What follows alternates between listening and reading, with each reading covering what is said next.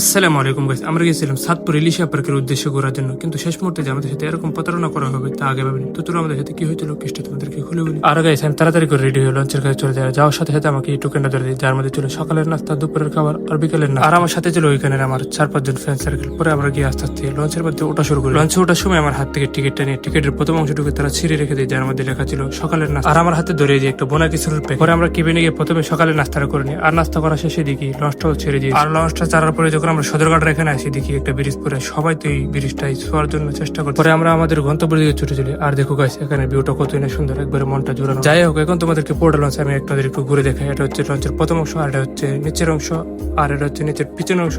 এখানে তারা সবাই মিলে লাঞ্চের ব্যবস্থা করতেছে দুপুরে। আর এটা হচ্ছে লঞ্চের দ্বিতীয় তলার কেবিন, আর এইটা হচ্ছে তৃতীয় তলার কেবিন, এখানে আমাদের কেবিন। আর এটা হচ্ছে দ্বিতীয় তলার পিছনের অংশ, এখানে শিল্পীরা গান বাদ্য। আর গাইস, এখন তোমাদেরকে আমি পুরোটা লঞ্চ একটু এক নজরে দেখাই। দেখো লঞ্চটা কিন্তু অনেক বড়। আর একটা কথা কি জানো, আমি আমার জীবনে ফার্স্ট এত বড় লঞ্চ দিয়ে এরকম ভাবে ভ্রমণ করলাম। আমার কাছে যে কতটা ভালো লাগছে তা তোমাদেরকে আমি বলে প্রকাশ করার মতো আমার কোনো ভাষা যায় না। আমি আমার বেশিরভাগ সময়টা ছাদের উপরে কাটাইছি। পরে আমার সাথে আমাকে কল দিয়ে বলতেছে লাঞ্চ দিয়ে গেছি কেবিনের এখানে আসার জন্য। তারপর আর দেরি না করে ঝটপট করে দুপুরে লাঞ্চটাও সেরে নি। আর দুপুর লাঞ্চ হিসেবে ছিল মোরগ পোলাও, কোক আর এক বোতল। তারপর আরো কিছুক্ষণ চলার পরে আমাদেরকে এসে গোয়াদারিয়া নাম। আর ওইখানে নামানোর কারণ ছিল আমরা যে মহল্লা থেকে আসছি ওই মহল্লায় রাতের বেলা একজন মুরব্বী মারা গেছিল, যার কারণে লঞ্চটা ধীরে যাচ্ছে আর আমরা ওইখানে যাইতে পারি। যাই হোক, তারপরে আলহামদুলিল্লাহ আমরা এখানে আইসো যথেষ্ট পরিমাণ সুন্দর ভিউ দেখতে পারছি। আর এখানে আইসো আমরা 2-2.5 ঘন্টার মতো ঘোরাঘুরি করছি, অনেক জায়গায় গেছি, কিন্তু সবগুলো ক্যামেরার মধ্যে বন্দি করতে পারিনি কারণ লং হয়ে যাবে ভিডিওটা। যাই হোক, আজকের জন্য এখানে শেষ করছি। দেখা হবে নতুন কোনো ব্লগে। আল্লাহ হাফেজ।